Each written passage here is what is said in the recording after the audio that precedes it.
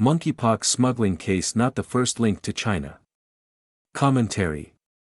Two National Institutes of Health researchers were charged on June 2 with conspiracy to smuggle monkeypox into the United States and making false statements to federal law enforcement, the latest in a documented pattern of China-linked biological smuggling attempts stretching back to at least 2018. Vincent Munster, 53, a Dutch national and chief of the virus ecology section at the NIH's Rocky Mountain Laboratory in Hamilton, Montana, and Claude Cui, 38, a Cameroonian research fellow in his section, arrived at Detroit Metropolitan Airport on January 25, returning from Brazzaville, Republic of Congo, where an pox outbreak was ongoing. When Customs and Border Protection officers questioned them about a large black plastic case, they stated it contained diagnostic and testing equipment. Inspection revealed 113 vials in styrofoam coolers. FBI testing of 20 of those vials found 17 contained deactivated pox, 1 contained chickenpox, and 2 contained only human DNA. Munster told investigators that any necessary documents were in his laptop, but you don't need them. I do this all the time. Neither researcher possessed the paperwork required by law to transport the pathogens from Africa. Mpox is regulated under 42 CFR Part 73 as a select agent, posing a severe threat to public safety. While Munster is Dutch and Cui Cameroonian, Munster's research ties to China's Wuhan Institute of Virology and its affiliated network are documented in congressional records. Senator Rand Paul's April 2024 letters to 15 federal agencies revealed that Munster was listed as a partner in the Diffuse proposal, the EcoHealth Alliance grant to DARPA that proposed engineering chimeric bat coronaviruses with furin cleavage sites, with the WIV as a named partner. Paul stated that the disclosure appears to contradict prior testimony by Dr. Anthony Fauci that the NIH was unaware of the proposal. Munster also co-authored a January 2020 EJM article on a novel coronavirus emerging in China that made no mention of the Wuhan lab or gain-of-function research conducted there.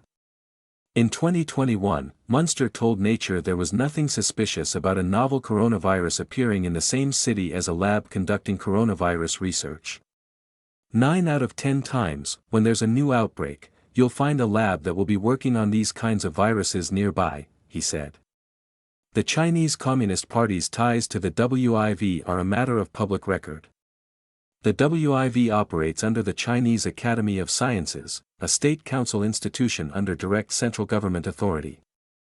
A House Foreign Affairs Committee report documented that WIV Director General Wang Yenny joined a CCP-controlled minority party in 2010 and, in 2018, the same year she became Director General, was elected Deputy Director of the Wuhan Municipal Party Committee.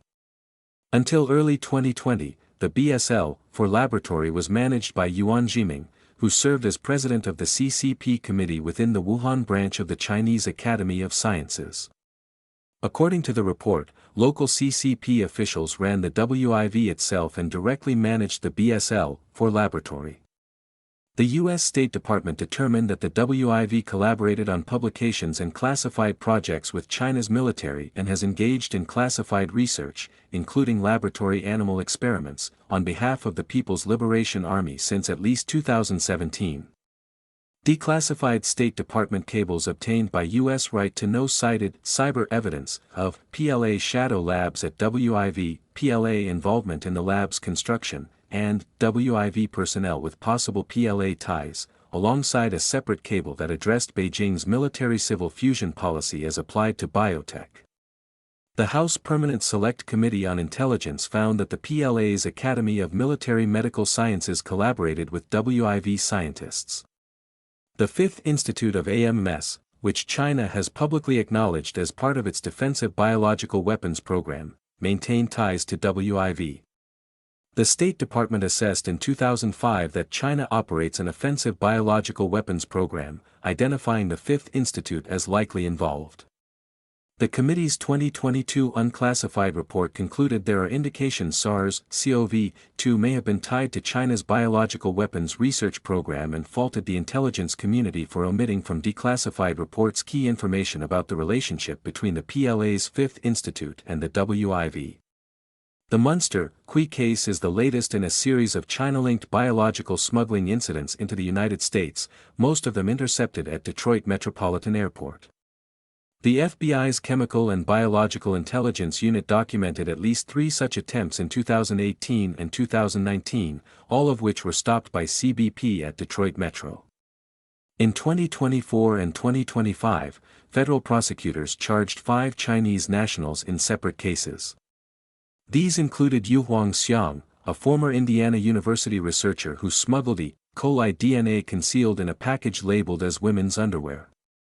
Liu Zuanyong and Jian Yinqing, who smuggled Fusarium graminearum, a fungus classified in scientific literature as a potential agroterrorism weapon, through Detroit Metro.